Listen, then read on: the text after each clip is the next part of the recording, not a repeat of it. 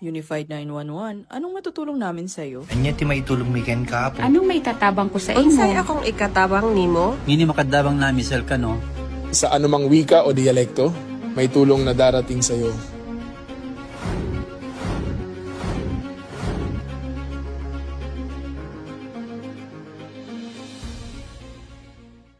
Lilingkod sa bawat Pilipino at magbibigay ng tamang impormasyon para sa tahimik at maayos na Pilipinas. Police News Network, alagad ng batas, tagapagtaguyod ng balitang pulis, sandigan ng mamamayan, patnubay ng katotohanan. La Campo Crame, maghahatid ng pinakahuling kaganapan at nagbabagang balita. Ito ang PNN Police News Network. At ngayon, ang inyong mga tagapagbalita. Magandang araw, bagong Pilipinas. Ako ang inyong alagad ng batas, tagataguyod ng Balitang Pulis, Patrolwoman Reyna Joyce M. Dalire mula sa Southern Police District. Maghahatid sa inyo ng tamang balita, kwento ng pulis at serbisyo para sa mamamayan. At ito ang PNP News Online. Ang pangunahing balita ng Police News Network, alagad ng batas, tagataguyod ng Balitang Pulis.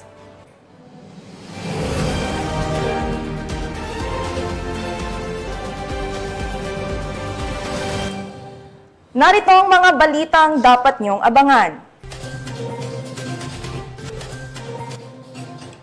7 bata na iligtas sa online child exploitation sa Taguig City. 5 oras na tensyon sa demolition sa Muntinlupa City, RMFB and CRPO nanindigan sa maximum tolerance. At empleyado ng lokal na pamahalaan na suspect arestado sa Pilar, Bohol.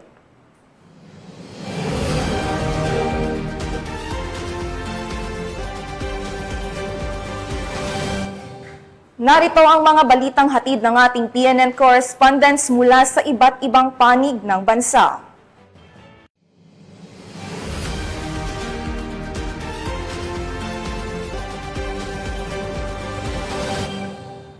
Simulan natin ang balita mula sa bahagi ng Luzon.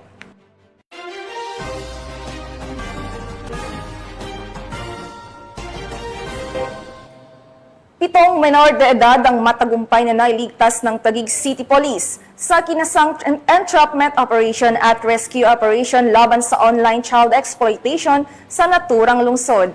Ang report mula kay Patrolwoman Mary Tony Veva. Matagumpay na isagawa ng Taguig City Police Station ang isang entrapment at rescue operation noong September 3, 2025 na nagresulta sa pagkakaaresto ng 2 suspect at pag-rescue sa 7 menor de edad na may edad 3 hanggang 17 taong gulang na biktima ng online sexual exploitation. Nagsimula ang operasyon matapos magsumbong ang isang estudyante sa kanyang guro tungkol sa pang-aabusong kanyang dinaranas. Sa agarang aksyon at pakikipag-ugnayan ng Women and Children Protection Desk, nakumpirma ang ilegal na gawain ng mga sospek sa mismong tirahan nila sa Barangay Calzada, Tipas, Taguig City. Nahuli sa operasyon ang mag-inang sina alias Hazel, 42 anyos at Joylyn, 19 anyos. Batay sa investigasyon, si alias Hazel mismo ang nagsasamantala sa kanyang sariling mga anak sa pamamagitan ng pamimilit sa kanila na gumawa ng malalaswang gawain at pagbebenta ng kanilang mga hubad na larawan at video online. 3 dito ay kanyang mga anak, 1 apo at 1 pamangkin. Ang mga menor de edad ay agad na isinalalim sa kustudiya ng City Social Welfare and Development Office upang mabigyan ng nararapat na proteksyon at interbensyon. Sasampahan ng mga sospek ng kasong paglabag sa Republic Act 9208 or Anti-Trafficking in Persons Act of 2003. Mula dito sa Southern Police District, ako ang inyong PNN correspondent, Patrolwoman Mary Tony Veva, alagad ng batas, tagataguyod ng Balitang Pulis. Maraming salamat, Patrolwoman Veva. Umabot sa halos 5 oras ang naging tensyon sa isinagawang demolition operation sa Muntinlupa City, kung saan nanindigan ang Regional Mobile Force Battalion and CRPO sa pagpapatupad ng maximum tolerance. Patrolwoman Renaling Tanggiak sa report. Sa ilalim ng pamumuno ni Police Colonel Celso M. Rodriguez, ang Force Commander ng Regional Mobile Force Battalion ng NCRPO, nagtalaga ng kapulisan sa KM22 West Service Road, Barangay Kupang, Muntinlupa City para magsilbing security coverage sa nakatakdang summary eviction of informal settler families at demolition of structures. Ngunit nauwi sa tensyon ang operasyon matapos magpaulan ng mga bote, bato at iba pang kagamitan ang ilang residente. Nagsunog din at nagtapon ng tear gas ang ilan sa kanila. Sa kabila nito na natiling mahinahon, disiplinado at matatag ang mga kapulisan. Mahigpit na ipinatupad ang maximum tolerance. Umabot ng mahigit 5 oras ang gulo bago tuluyang nakapasok ang demolition team sa tulong ng RMFB, NCRPO at Southern Police District na nagsilbing barricade at mediator upang maayos ang daloy ng operasyon. Sa kasawiang palad, 6 na pulis ang nagtamo ng minor injuries, habang 2 sa demolition team ang nagtamo ng major injuries. May ilan ding nagtamo ng mga minor injuries dahil sa mga bubog ng bote na ipinukol sa gitna ng kaguluhan. Sa kabila ng mga insidente, matagumpay na naisakatuparan ang demolition. Paalala ng kapulisan sa mga ganitong insidente, ang kapulisan ay hindi kalaban, kundi sila ang nagsisilbing tagapamagitan at tulay upang hindi lumala at hindi magkaroon ng matinding kaguluhan sa magkabilang panig. Mula dito sa RMFB NCRPO, ako po ang inyong Police News Network Correspondent, Patrolwoman Renaling Tanggiak, alagad ng batas, tagataguyod ng Balitang Pulis. Maraming salamat, Patrolwoman Tanggiak. Sa isang mahalagang hakbang tungo sa kapayapaan, isang dating taga-suporta ng CPG ang formal na nagbalik loob sa pamahalaan sa tulong ng mga kapulisan ng Police Regional Office 1. Nais niyang iwan ng gulo at magsimula ng bagong buhay. Police Master Sergeant Robert Abella Jr. sa balita. Opisyal na nagbalik loob sa gobyerno ang isang dating taga-suporta ng Communist Terrorist Group na kay LG Sandino matapos siyang formal na bumitaw sa grupo noong 7 ng Setyembre 2025. Kilala lamang siya sa pangalang alias J. Napag-alaman na nagdesisyon si alias J na bumalik sa panig ng batas dahil sa pagkadismaya at pagkawala ng direksyon sa kilusan. Nais niyang magkaroon ng payapa at normal na buhay kasama ang kanyang pamilya na hindi kayang maibigay ng grupo. Ang pagtitiwala niya sa programa ng gobyerno at sa tulong ng mga otoridad ang nagtulak sa kanya upang tuluyang talikuran ng nakaraan. Isinagawa ang pagbabalik loob ni alias J sa tulong ng 2nd Ilocos Sur PMFC, Santa Lucia Municipal Police Station, PIT Ilocos Sur RIU1 at PIU ISPPO. Bahagi ito ng whole of nation approach ng pamahalaan at alinsunod sa 7-point agenda ng Pro-1 na layong wakasan ng insurhensiya sa bansa. Bilang tulong, binigyan si alias J ng 500 pesos mula sa LCAC Fund. Ang pagbabalik loob ni alias J ay sumasailalim sa bagong Pilipinas, kung saan binibigyan ng pagkakataon ng mga naliligaw ng landas na magbagong buhay at makiisa sa pag-unlad ng bansa. Dahil ang kapulisan ng Pro-1 ay maaasahan, malalapitan ng pagkakatiwalaan, nagpapakita sila ng malasakit sa mga nagnanais na bumalik sa batas at nagbibigay ng pag-asa para sa isang mapayapa at maunlad na kinabukasan. Mula dito sa Ilocos Region, ako po ang inyong PNN Correspondent, Police Master Sergeant Robert Abella Jr., alagad ng batas, tagataguyod ng Balitang Pulis. Maraming salamat, Police Master Sergeant Abella Jr. Nasa kote ang 4 na drug suspect ng Pampanga PNP matapos makumpiskahan ng mahigit 700,000 pisong halaga ng shabu at isang hindi lisensyadong baril sa lalawigan ng Pampanga. Nakibalita dyan si Patrolwoman Jilly Peña. Mas pinaigting ng pulisya ng Pampanga ang kampanya laban sa ilegal na droga matapos ang magkakasunod na bypass operation sa lalawigan na nagresulta sa pagkakaaresto ng 4 na drug suspects at pagkakakumpiska ng shabu na tinatayang nagkakahalaga ng mahigit 900,000 pesos pati na rin ang isang baril. Ikinasa ng pinagsanib na puwersa ng Magalang Municipal Police Station at Provincial Drug Enforcement Unit katuwang ang Philippine Drug Enforcement Agency ng Region 3 ang isang intelligence-driven operation sa Barangay Santa Lucia, Magalang, Pampanga. Nahuli ang isang 24 anyos na lalaki na kinilalang isang high-value target at na-recover mula sa kanya ang tinatayang 54 grams ng hinihinalang shabu na nagkakahalaga ng 367,200 pesos at isang caliber 38 revolver. Nagsagawa naman ng isa pang buy-bus operation ang mga tauhan ng San Fernando City Police Station sa Barangay Malino, City of San Fernando, Pampanga. Isang high-value target kasama ang 2 pang drug suspects ang nadakip at nakumpiska ang tinatayang 80 grams ng shabu na nagkakahalaga ng 544,000 pesos. Kasalukuyang nasa kustodiya ng pulisya ang mga suspect at mga nakumpiskang ebidensya habang inihahanda ang kasong kriminal na isasampa laban sa kanila. Patuloy ang mga kapulisan ng Pampanga sa ilalim ng pamumuno ni Police Colonel Eugene M. Marcelo, Provincial Director, sa kanilang kampanya laban sa kriminalidad at iligal na droga para sa mas ligtas at mapayapang komunidad.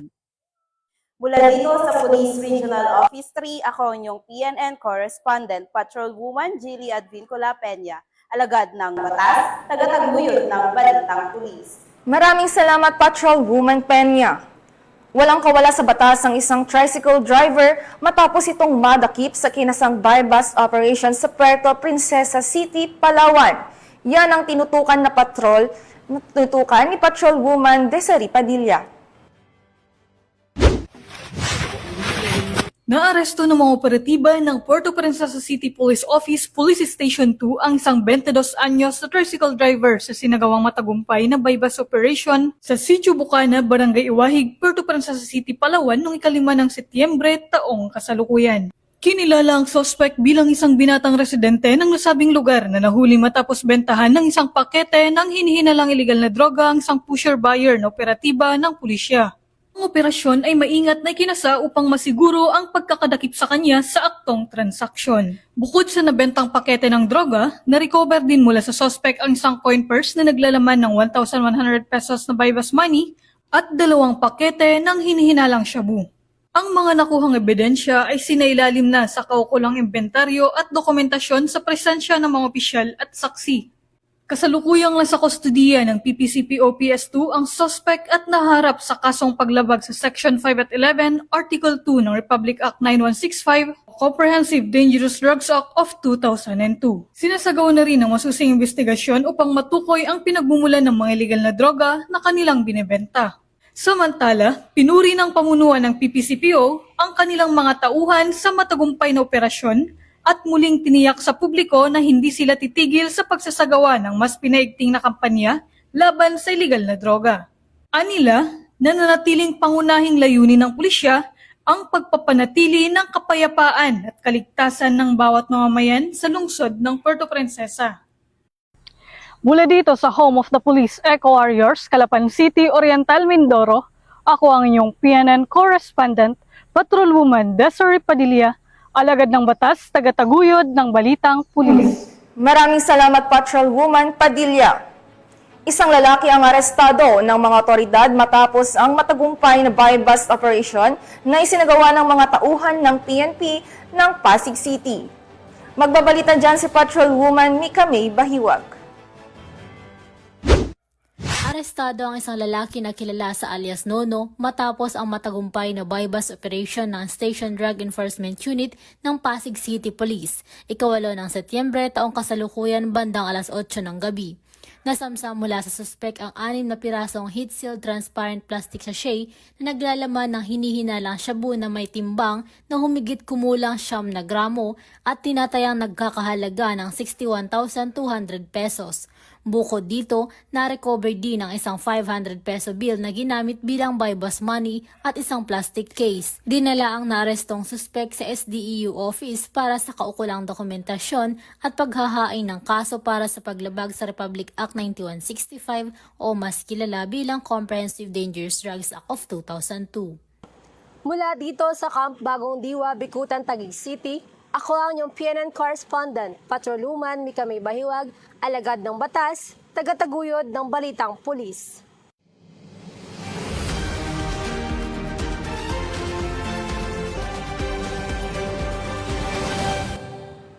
Mga ka-PNN, sa pinakahuling ulat ng DOST Pag-asa, tuluyan nang nakalabas sa Philippine Area of Responsibility ang Tropical Depression Tapa na dating kilala bilang Lani. Sa kasalukuyan, wala ng low pressure area o bagyo na namomonitor na posibleng mabuo sa loob ng ating bansa. Pinapayuhan pa rin ang lahat na manatiling nakatutok sa mga susunod na abiso ng DOST Pag-asa para sa pinakamabagong update sa lagay ng panahon. Tunghayan naman natin ang mga balita mula sa Visayas.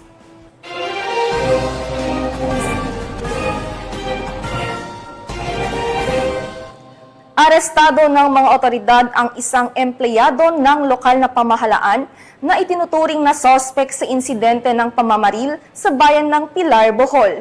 Yan ang tinutukan ni Patrolwoman Judith Nicanor.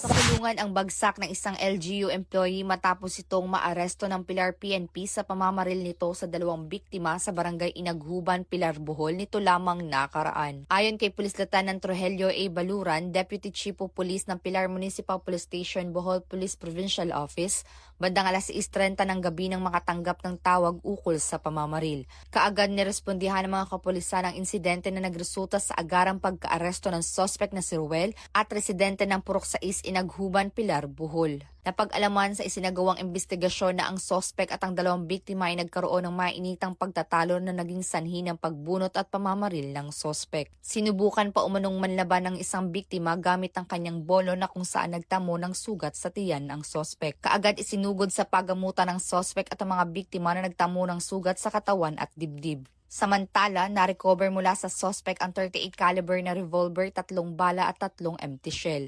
Mahaharap sa kasong frustrated homicide ang sospek. Sa makausano, gipaabot ni Police Colonel Banson sa tanang kapulisan, sa tanang mga kalungsurang, apil ang dakbayan sa Tagbilaran, ang iyang kasing-kasing nga pasalamat for a job well done.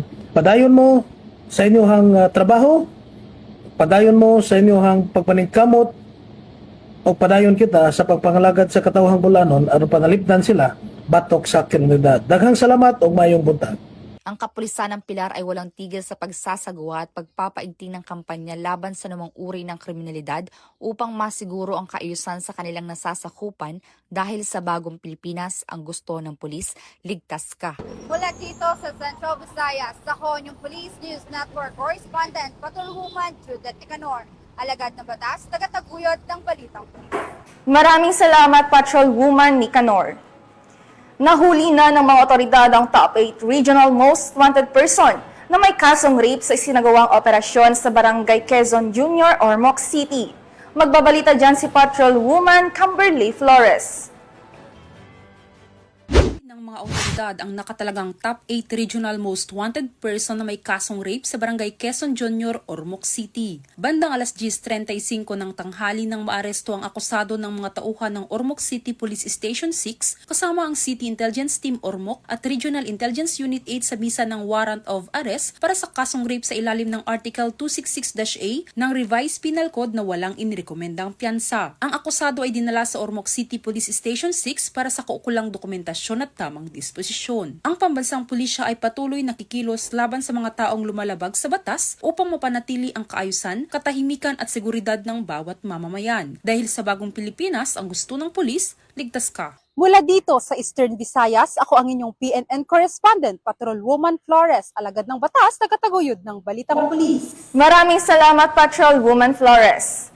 Sa layuning maghatid ng serbisyo at tulong sa mga mag-aaral, nakiisa ang Regional Mobile Force Battalion 6 sa isinagawang outreach program sa Kabunlawan Elementary School sa Lambunaw, Iloilo. Yan ang balitang hatid ni Patrolwoman Ledilyn Bansagon.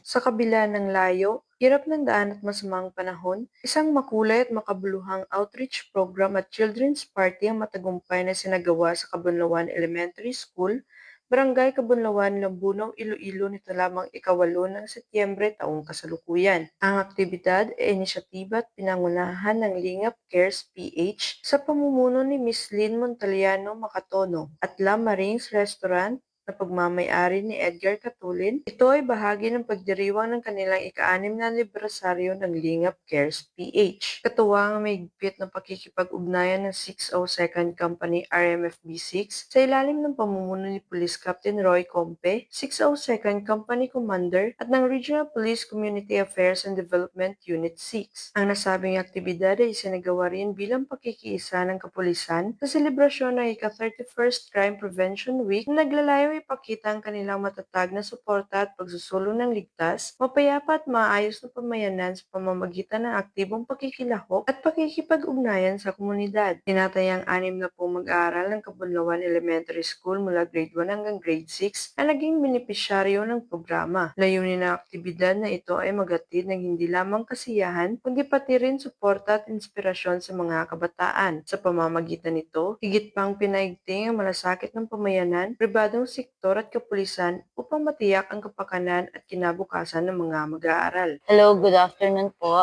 Ako po si Miss Lynn Carlos from Manila and Tacloban City. Ako po ang founder ng Lingap Cares PH.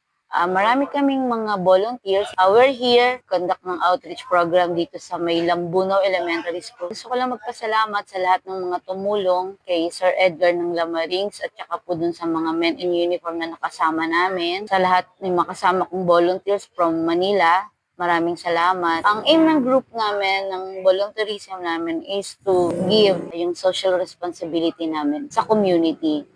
Sa pamamagitan nito, kahit papano, yung group namin na Lingap Cares PH ay nakakatulong dun sa mga bata na alam namin kailangan ng tulong. Na-overwhelm ako yung hospitality ng mga Ilonggos. Sobra-sobra. Maraming salamat po sa inyong lahat. Walang layo ng lugar o hirap ng daan ang makakahadlang sa kanilang taus-pusong hangarin na ipaabot ang tulong at kasiyahan para sa mga bata ng Kabunlawan Elementary School. Kasama-samang pagkilos na ipapakita ng malasakit at pagkakaisa ang tunay na susi sa pagpapatatag ng mas maliwanag na kinabukasan para sa kabataan. Isang masiglang programa, tampok ang mga palaro at nakakaaliw na magic show mula kay Mr. Masimoy Malaya na siya'y nagpasaya at nagbigay aliw sa mga bata. Makikita ang tuwa at kislap sa mga mata ng mga mag-aaral. Pagkatapos nito ay sinagawa ang feeding program kung saan sabay-sabay na pinagsaluan ng mga batang masarap at masustansyang pagkain habang nagkakasama-sama sila sa masayang kainan na nagpatibay ng kanilang samahan at nagdulot ng dagdag na sigla at ngiti sa kanilang mga mukha. Bilang huling bahagi ng aktibidad, mas lalong nalagdagan ng saya at pananabik ng mga mag-aaral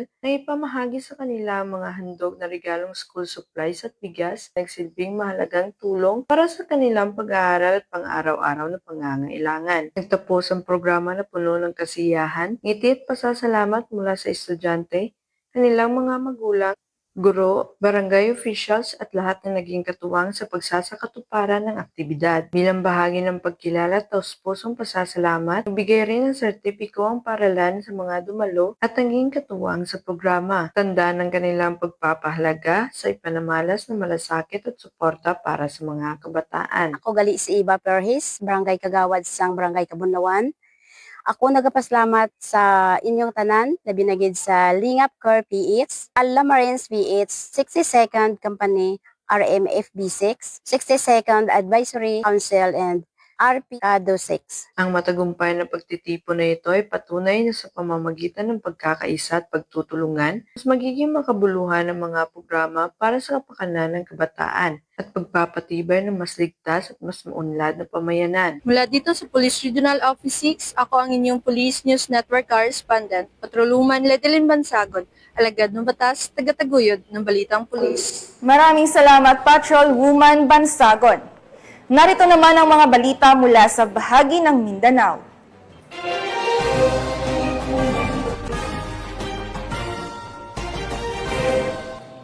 Matagumpay na naaresto ng mga otoridad ang top 9 regional most wanted person na may kasong paglabag sa Republic Act 9165 o Comprehensive Dangerous Drugs Act of 2002 sa ikinasang operasyon sa lungsod ng Davao. Patrolwoman Reyna Rose Desipolo sa report. Ng mga otoridad ang isang itinuturing na top 9 most wanted person sa rehiyon na kinalala na si alias Rolando, 32 anyos, at residente ng Port Santo Niño, Barangay Leon Garcia, Davao City.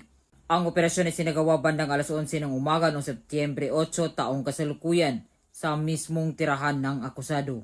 Pinagsanib pwersa ng tracker team ng Santa Ana Police Station, CIDG Davao City Field Unit at Regional Intelligence Division 11 ang naglunsad ng operasyon para isilbi ang warrant of arrest laban sa suspect sa kasong paglabag sa Section 5 at 11 ng Republic Act 9165 o ang Comprehensive Dangerous Drugs Act of 2002 na walang inilaang piyansa.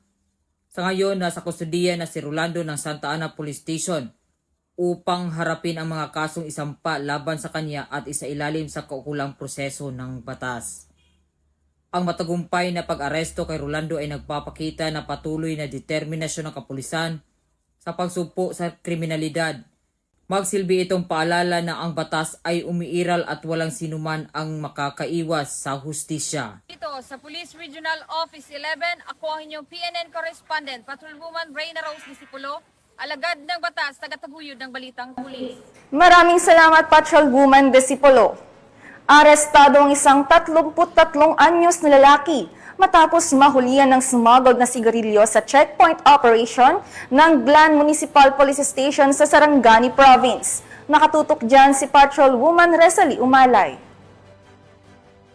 Arestado ang isang 33 anyos na lalaki matapos mahulihan ng smuggled na sigarilyo sa checkpoint operation ng Glan Municipal Police Station at 1st Sarangani PMFC bandang alas 11:30 ng umaga, Setyembre taong kasalukuyan sa Barangay Baliton, Glan, Sarangani Province. Kinilala ang suspect na si alias Madi, residente ng Barangay Burias, na minamaneho ang isang motorsiklo nang harangin para sa karaniwang inspeksyon. Nasamsam mula sa kanyang bag ang 20 rims ng sigarilyo na nagkakahalaga ng 17,000 pesos. Nabigo siyang magpakita ng kaukulang dokumento kaya't agad siyang inaresto. Muling pinatunayan ng kapulisan ng Glan at buong Police Regional Office 12 ang kanilang mahigpit na kampanya laban sa lahat ng uri ng iligal na gawain, partikular na ang smuggling na sumisira sa lokal na ekonomiya at nagdudulot ng panganib sa kaligtasan at kaayusan ng komunidad. Mula dito sa General Santos City, ako ang inyong PNN correspondent, Patrolwoman Resalie Umalay,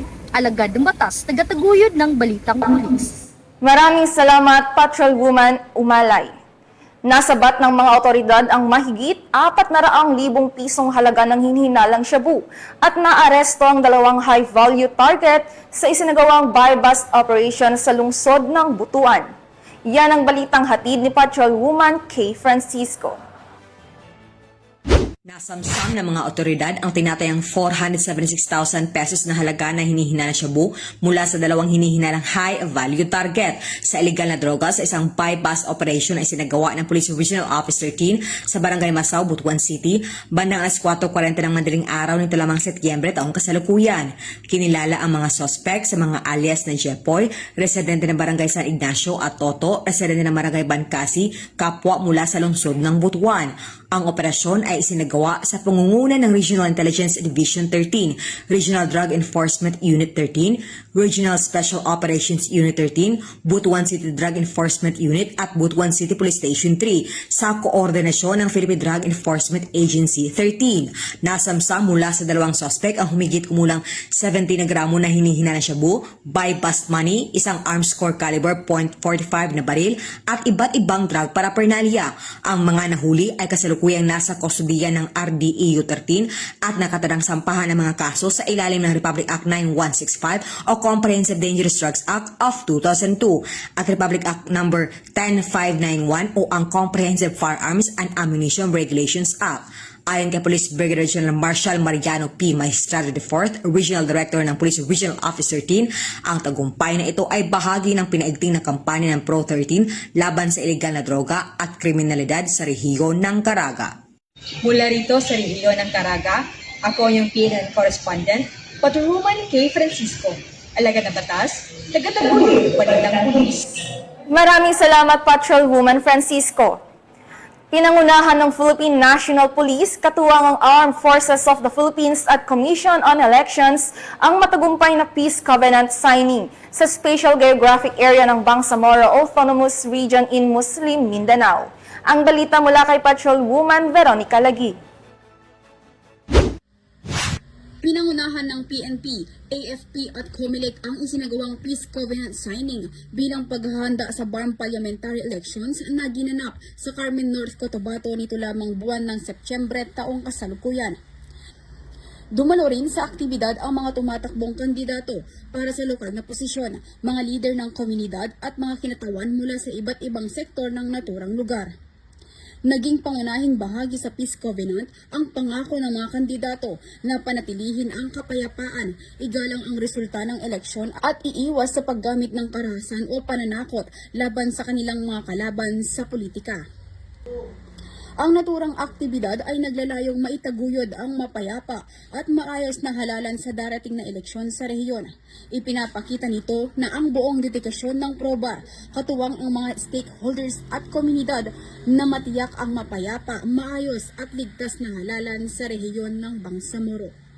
Mula rito sa rehiyon ng Bangsamoro, ako ang inyong Police News Network Correspondent, Patrolwoman Veronica Lagi, alagad ng batas, tagataguyod ng Balitang Pulis. Maraming salamat, Patrolwoman Lagi. Patuloy ang pagpapalakas ng ugnayan ng pulisya at pamayanan matapos magsagawa ng community outreach program ng PNP Highway Patrol Group sa probinsya ng Sultan Kudarat. Yan ang balitang hatid ni Patrolwoman Mark Roland Feliciano. Malasakit, yan ang tampok ng HPG Region 12 sa isinagawang Community Outreach Program sa pamamagitan ng pamamahagi ng mga damit na magagamit ng mga residente sa Purok Riverside sa Barangay Kalawag, Isulan, Sultan Kudarat na pinangunahan ng mga tauhan ng Provincial Highway Patrol Team Sultan Kudarat sa pangunguna ng kanilang Provincial Officer na si Police Major James S. Baugbog sa tulong at suporta ng pamunuan ng nasabing barangay sa pamumuno ng Barangay Administrator na si Mr. Rani Arosa nitong nakarang araw. Ang outreach program na aming ginawa ay bahagi ng aming layunin na makiisa at magpag-ugnayan sa komunidad dito sa Kalawag 2, Isulan, Sultan Kudarat. Sa pamamagitan ng simpleng pamimigay ng used clothes, ay nais naming maipadama ang malasakit at pagmamahal ng kapulisan sa ating mga kababayan. Hindi lamang po kami naririto upang magpanatili ng kaayusan at kaligtasan ng ating kakalsadahan. Higit pa riyan, naririto rin kami upang tumulong at makibahagi sa mga hamon ng pang-araw-araw na pamumuhay ng ating mga kababayan. Naririto po ang inyong Highway Patrol Group Sultan Kudarat upang makiisa, makipagkapwa at makipagtulungan para sa kapayapaan at kaunlaran ng ating bayan. Nag-umapaw ang pasasalamat at kasiyahan ng ating mga kababayan dahil sa hatid na tulong mula sa ating mga kapulisan. Naging matagumpay nga ang nasabing outreach program na baon ng biyaya na may ngiti na dala ng HPG. Madamo nga salamat, Sultan Kudarat Highway Patrol. Ang makapagbigay ng ngiti at kasiyahan sa ating kapwa ay bagay na di matutumbasan ng kahit anumang material na bagay. Ito'y patunay na sa pamamagitan ng pagtutulungan at pagkakaroon ng malasakit sa bawat isa ay masisigurado natin ang kapayapaan at kaayusan at mas matibay na ugnayan ng kapulisan sa komunidad na patuloy na magbibigay ng serbisyong may puso at malasakit dahil dito sa ating bagong Pilipinas. Ang gusto ng pulis, ligtas ka. At sa iba pang balitang serbisyong HPG, tumutok lamang sa aming YouTube channel at Facebook page na Police News Network. Mula sa tanggapan ng kakampi nyo sa kalsada, ako po si Patrolman Mark Roland Feliciano para sa Police News Network, alagad ng batas, tagataguyod ng balitang pulis. Maraming salamat, Patrolwoman Feliciano. At yan ang mga balitang nakalap ng ating PNN correspondents mula Luzon, Visayas at Mindanao. Sa ngalan ng pamunuan ng Philippine National Police sa pangunguna ni Acting Chief PNP, Police Lieutenant General Jose Malencia Nartates Jr. at sa pamumuno ni President Ferdinand Bongbong Marcos Jr., kami ay maglilingkod sa bawat Pilipino at magbibigay ng tama at balanseng balita. Mula rito sa tanggapan ng tagapag-ugnay ng Pambansang Pulisya, ako ang inyong alagad ng batas, tagataguyod ng Balitang Pulis. Patrolwoman Reyna Joyce M. Dalire mula sa Southern Police District. Maghahatid ng tamang balita, kwento ng pulis at serbisyo para sa mamamayan. At ito ang PNP News Online, ang pangunahing balita ng Police News Network.